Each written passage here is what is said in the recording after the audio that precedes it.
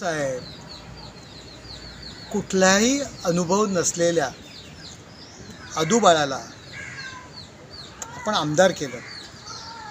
त्या ठिकाणी निवडून आलेल्या लोकनियुक्त आमदाराला आपण घरी बसवलं. राष्ट्रवादी पक्षाचा जो उमेदवार उभा राहणार होता त्याला आमदारकीचं गाजर दिलं. जुन्या कार्यकर्त्यांवर अन्याय केला.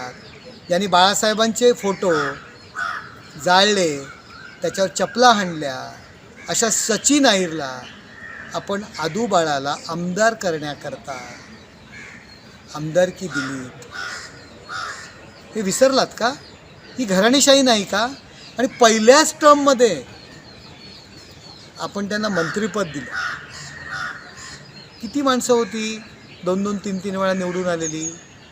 त्यांचा का नाही विचार केला? आणि ही काय, ही घराणेशाही नाही? आपल्याच मुलाला पुढे आणण्याकरता सर्व बांधवांना, बाळासाहेबांच्या पुत्रांना, बाळासाहेबांच्या सगळ्या रक्ताच्या नातेवाईकांना आपण बाजूला केलं. त्याचा अर्थ काय? आणि पाठीत खंजीर खुपसण्याच्या तुम्ही गप्पा मारता. अहो, शिवसेना प्रमुख माननीय बाळासाहेब ठाकरे यांच्या पाठीत आपण खंजीर खुपसला.